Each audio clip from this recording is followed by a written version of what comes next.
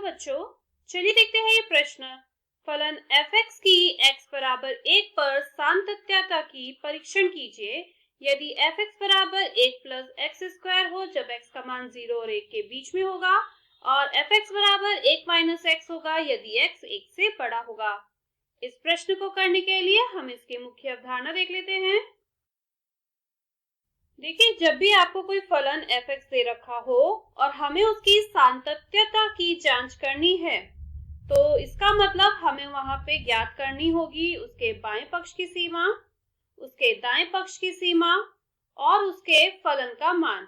यदि ये तीनों बराबर आते हैं तो फलन संतत होता है, अन्यथा नहीं होता। अब बाएं पक्ष की सीमा कैसे निकलेगी?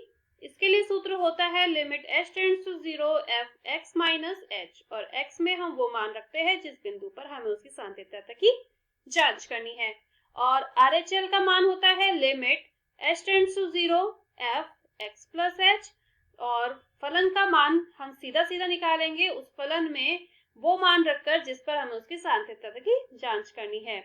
तो चलिए इस मुख्य अवधारणा का प्रयोग अपने प्रश्न को हल करने में करते हैं, जहां पे हमें फलन f(x) बराबर दिया है 1 प्लस एक्स स्क्वायर के जब x का मान 0 और 1 के बीच में होगा, और f(x) का मान बराबर होगा 1 माइनस एक्स के जब x का मान 1 से बड़ा होगा।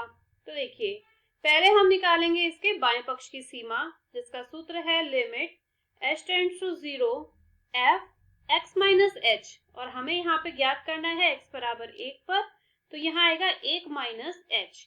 अब बाएं पक्ष की सीमा के लिए इन दोनों में से हम वो फलन लेंगे जहां पे x का मान 1 से छोटा होगा। तो आप देख रहे हैं इस वाले फलन में x का मान 1 से छोटा है, तो ये बराबर आएगा लिमिट h टेंड्स टू 0। अब ये वाला फलन है 1 प्लस एक्स स्क्वायर, तो यहाँ पे लिखेंगे 1 प्लस और x के स्थान पे लिखेंगे 1 माइनस h, और x का स्क्वायर है तो इसका स्क्वायर हो जाएगा। ये बराबर होगा limit h tends to 0 1 plus 1 minus h का स्क्वायर क्या होगा 1 plus h square minus 2h, h के स्थान पे हम रखेंगे 0, तो ये बराबर होगा 2 के। तो यहाँ से हमें बाएं पक्ष की सीमा मिली है 2 के बराबर। अब हम निकालेंगे इसकी दाएं पक्ष की सीमा का मान, ये होगा limit h tends to 0 f x plus h, जहाँ पे x के स्थान पे होगा 1, और यहाँ हम वो मान लेंगे जहाँ पे x का मान 1 से बड़ा होगा, मतलब 1 माइनस x। तो ये आएगा limit h tends to 0 1 minus और x के स्थान पे आएगा 1 प्लस h। अब जब आप यहाँ पे h का मान रखेंगे तो 1 से 1 कट जाएगा, ये आएगा 0 के बराबर। अब आप क्या देख रहे हैं, ये तो था 2 के बराबर और ये है 0 के बराबर, तो ये दोनों ही बराबर नहीं है, तो हमें फलन का मान निकालने की जरूरत है ही नहीं। आप कहेंगे क्योंकि बाएं पक्ष की सीमा दाएं पक्ष की सीमा के बराबर नहीं है, अतः फलन संतत नहीं है। और यहाँ पे हमें यही जांच करनी थी।